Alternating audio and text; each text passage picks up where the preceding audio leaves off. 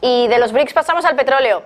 Hablamos ahora con Alexis Ortega, socio director en Finagentes Gestión, de lo que hemos escuchado hoy por parte de Arabia Saudí y Rusia, esa extensión de los recortes. Alexis, muy buenas tardes. ¿Qué tal, Marta? Muy buenas tardes.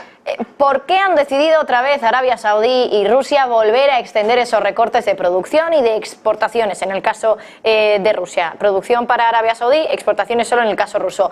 Porque es verdad que llevamos así desde principios de año. Creo que fue en febrero cuando Rusia por primera vez anunció que iba a empezar a recortar la producción de petróleo. Un poco más tarde se unió Arabia Saudí, todavía siguen, y el petróleo es verdad que hoy ha subido un poco, pero tampoco me da la sensación de que realmente esté funcionando esta estrategia.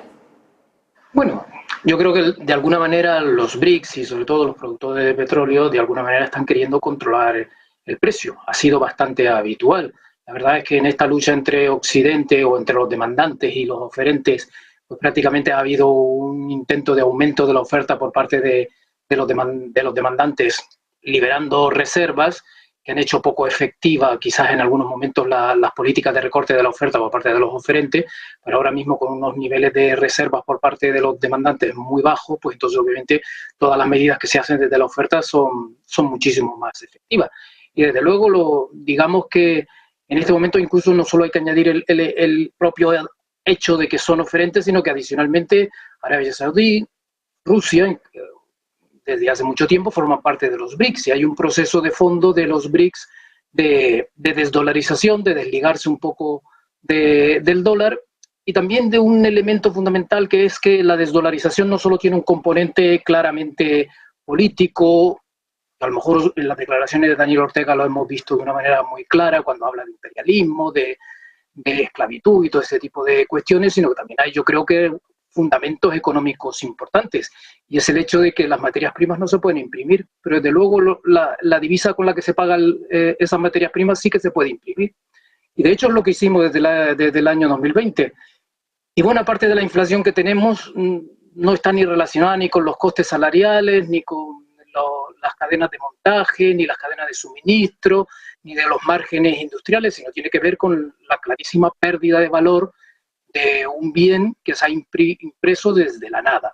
Y por tanto, de alguna manera, los países productores en estos momentos, como no pueden imprimir la materia prima, y desde luego los oferentes, y sobre todo Estados Unidos, puede imprimir la materia prima con la que compra esa segunda materia prima, pues entonces lo que les importa es, me tienes que dar muchas más de esa materia prima, es decir, me tienes que dar muchos más dólares.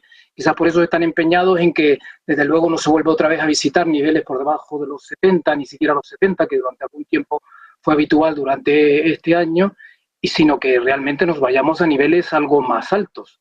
Y si veremos qué pasa ahora mismo con la famosa recesión o no recesión, puesto que de alguna manera, si no se produce esa recesión, que todo el mundo apunta y que todo el mundo ya casi tiene señalada y que algunos han dicho que ni siquiera se va a producir, pues entonces vamos a tener el precio del petróleo claramente por encima de los 90.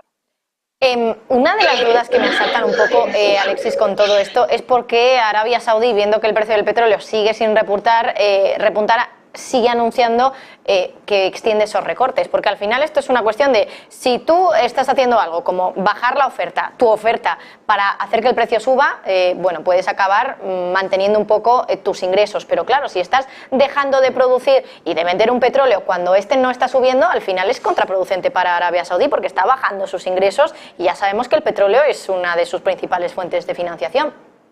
Claro, pero esa yo creo que era un poco la situación que teníamos cuando, digamos, en esa batalla que yo presentaba en un principio, cuando los demandantes de alguna manera tuvieron cierta capacidad de controlar el precio del petróleo porque tenían muchas reservas y esas reservas las estuvieron lanzando y provocaron de alguna manera que el recorte de la oferta por parte de los productores se compensara con el aumento de la oferta por parte de los demandantes con la utilización de esas reservas.